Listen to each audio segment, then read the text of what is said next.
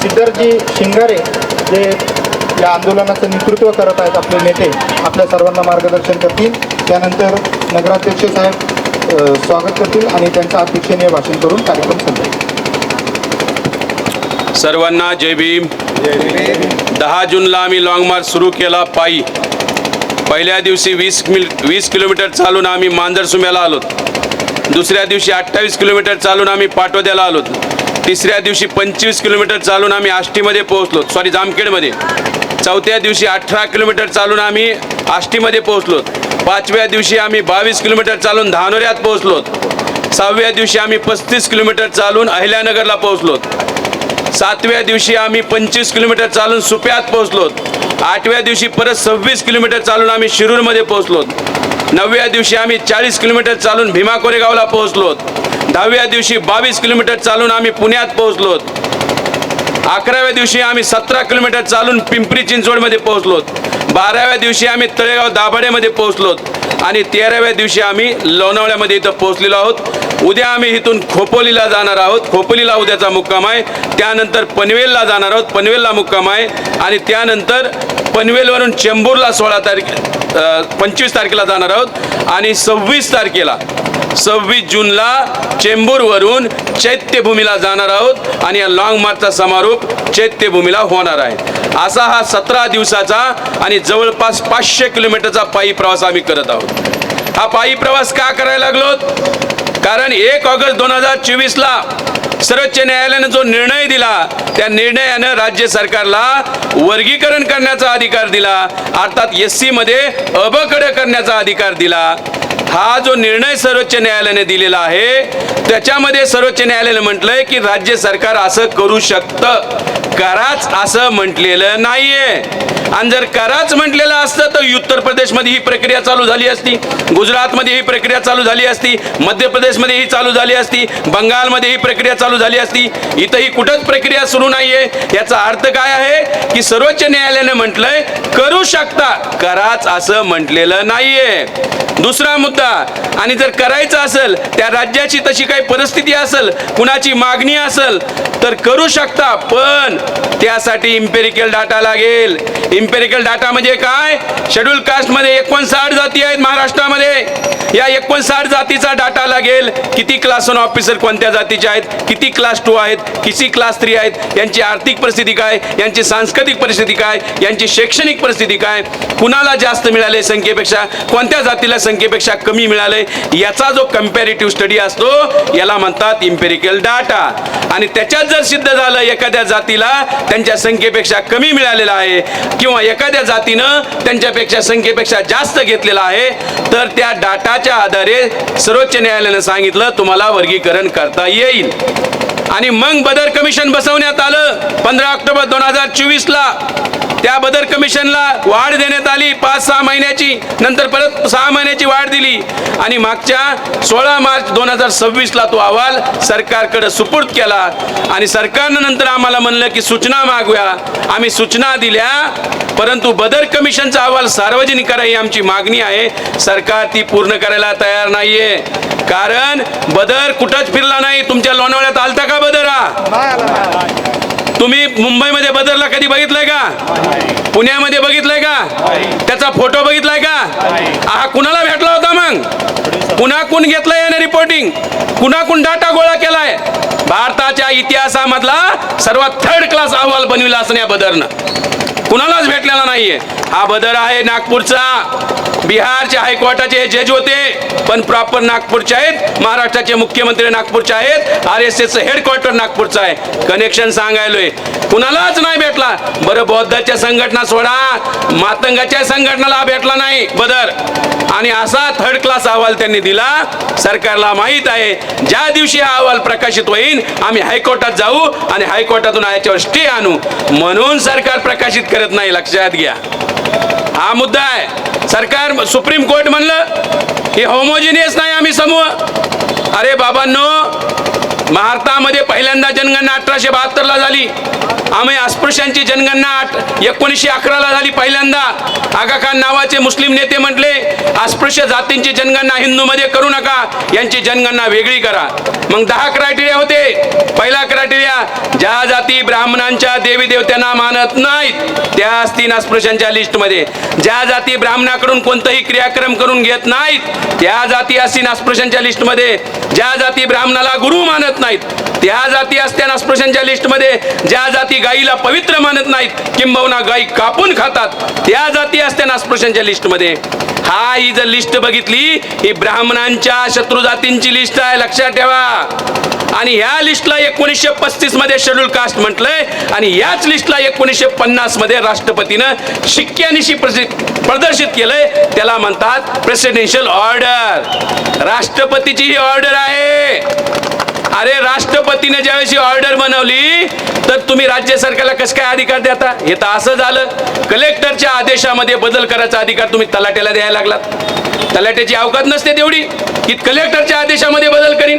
जी list राष्ट्रपतीने बनवलेली आहे त्या लिस्टमध्ये बदल करण्याचा अधिकार राज्य सरकारला नाहीये. हे सर्वोच्च न्यायालयानं संविधानाच्या विरोधात जाऊन निर्णय दिलाय. हे संविधान बाह्य काम केलंय या सर्वोच्च न्यायालयानं. सर्वोच्च न्यायालय संविधानाला डावलून निर्णय देत आहे. म्हणून आम्ही म्हणतो ते संविधानाच्या विरोधात आहे, म्हणून आमचा विरोध आहे. लक्षात घ्या. आमच्या काही नेत्यांना म्हणलं वर्गीकरण हे संख्येच्या आधारावर करा. अरे जर संख्येच्या आधारावर केलं तर आमची संख्या किती आहे? फक्त महारांची संख्या सांगतो 8.5% आहे या ते महाराष्ट्रामधल्या टोटल पॉप्युलेशन 8.5%. जर संख्येनुसार झालं तर 8.5% महारांना मिळेल, मांगांना 2% मिळेल, चांभार आणि ढोरांना 1.5% मिळेल. संख्या तेवढी आहे. आणि राहिलेल्या 55 जातीला 1% मिळेल. 1%ही लोकसंख्या नाही. तुरी नावाची जात आहे त्या जातीची लोकसंख्या 480. यांना किती देणार आहेत वाटा तुम्ही? ज्या जाती 55 जाती 13% खेळत आहेत, 13%चा फायदा घेतात, त्यांना तुम्ही 1%त बंदिस्त करणार म्हणजे 55 जातीवर सरकार अन्याय करणार. चांभार आणि ढोर बांधव जे आज 13% खेळतायत उद्या ते 1.5% बंदिस्त होतील. 13% जे खेळायलेत ते 1.5% बंदिस्त होतील. म्हणजे ह्या 2 जातींचाही तोटा. 55 आणि 2 57 जाती झाल्या. जे मातंग बांधव आमचे आज 13% आरक्षणाचा फायदा घेतात त्यांना 2% मिळेल. संख्येनुसार जर दिलं तर 2% मिळेल, त्यांचाही लॉस आहे. आणि महारांना मिळेल 8.5%. तेवढी संख्या आहे. तुम्ही म्हणताल मग एवढा तर आपला तर फायदा आहे, मग विरोध का करायला लागलो? अरे फायदा आणि तोटा बघून निर्णय घेणारे आमची औलाद नाही. जी संविधानाच्या विरोधात बाब आहे त्याचा आम्ही विरोध करतो. जी गोष्ट बाबासाहेब आंबेडकरांच्या विचाराच्या विरोधात आहे त्याला आम्ही विरोध करतो. ही बाब आपण समजून घेतली पाहिजे. म्हणून आम्ही विरोध करायला लागलो वर्गीकरणाचा. हे वर्गीकरणाचा विरोध असाच नाही झालेला, लक्षात घ्या. वर्गीकरण हे संविधानाच्या विरोधात आहे म्हणून विरोध आहे. आणि काही लोकांना वाटत असेल की वर्गीकरणाने कुणाचा जर फायदा होणार असेल तर बघा, संख्येनुसार मी जे म्हणालोय हरियाणामध्ये संख्येनुसार वर्गीकरण झालेलं आहे. पंजाबमध्ये 1975ला संख्येनुसार वर्गीकरण झालेलं आहे. आंध्र प्रदेशमध्ये अबकड संख्येनुसार झालेलं आहे. तमिळनाडूमध्ये वर्गीकरण संख्येनुसार झालेलं आहे. इव्हन तेलंगणामध्ये वर्गीकरण संख्येनुसार झालेलं आहे. फक्त कर्नाटकमध्ये 1%चा फरक आहे. मला जातीचे 1% मादिगाला दिले, 1%चाच फरक आहे. संपूर्ण भारतामध्ये जर वर्गीकरण संख्येनुसार होणार असेल महाराष्ट्रात बी संख्येनुसार होऊ शकतं. माझा हा प्रश्न आहे. उद्या जर आम्ही मागणी केली मग राजकारणात बी अबकड करा, मग काय होईल? 29 आमदार जातात राखीव मतदारसंघातून, महारांचेच 18 आमदार येतील. मग अबकड झाल्यावर 18 सरपंच, जिल्हा परिषद, नगरसेवक त्याची ते गिनती नाही. हे आम्हाला माहित नाही का राजकारण काय होतंय? जर वर्गीकरण नोकरीमध्ये झालं तर उद्या आम्ही मागणी करू शकतो वर्गीकरणाची की राजकारणात बी लागू करा. आज आमचे 10 आमदार आहेत, 18 आमदार होते. लक्षात घ्या. हे वर्गीकरण जेवढं वाटायला लागले ना, देवेंद्र फडणवीस साहेबांनी 15 दिवसापूर्वी सांगितलं की 2 ते 3 महिन्यामध्ये आम्ही वर्गीकरण लागू करू. 2 ते 3 महिन्याचा अर्थ काय? हा महिना जून आहे, पुढचा महिना जुलै आहे, त्यानंतर ऑगस्ट आहे. सर्वोच्च न्यायालयाने जो निर्णय दिला तोही 1 ऑगस्टला दिला होता, अण्णाभाऊ साठेंच्या जयंती दिनी. त्याच वेळेस आम्हाला डाऊट आला होता यांना मारामांगामध्ये भांडणं लावायचेत म्हणून हा निर्णय दिलाय सर्वोच्च न्यायालयानं. आणि निर्णय आमच्या जातीच्या माणसाकडून लिहून घेतला. कुऱ्हाडीचा दांडा गोतास काळ, जंगल असंच कटत नाही. त्या जे कुऱ्हाड असते ना, ती लोखंडाच्या कुऱ्हाडीला दांडा लाकडाचा असतो, तसा आमचा गवई आहे, कुऱ्हाडीचा दांडा आहे. यानं आमचं नुकसान केलेलं आहे. क्रिमिलेअर लावा म्हणे, एका जनरेशनला फायदा झाल्यावर दुसऱ्या जनरेशनला देऊ नका म्हणे. सगळा सत्यानाश केला, त्याच्या बदल्यात त्याला सर्वोच्च न्यायालयाचा न्यायाधीश केलेला आहे. लक्षात ठेवा, सर्वोच्च न्यायालयाचे न्यायाधीश असंच नाही केलेलं त्यानं हे असं केलंय म्हणून हे करायलोय. तुम्ही म्हणता मायला हे तर सुप्रीम कोर्टाच्या विरोधात बोलतोय, सर्वोच्च न्यायालयाच्या जजच्या विरोधात बोलतोय. अरे बाबा नो, सर्वोच्च न्यायालय, मी तर कोर्टाचा अवमान करायलोय, कोर्टाचा अपमान करायलोय जाहीर.